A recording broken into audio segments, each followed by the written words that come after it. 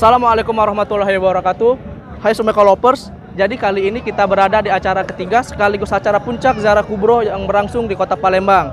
Adapun susunan kegiatan pada hari ini dimulai dari Kampung Sungai Bias, kemudian dilanjutkan ke pemakaman Pangeran Syarif Ali di Lima Ilir.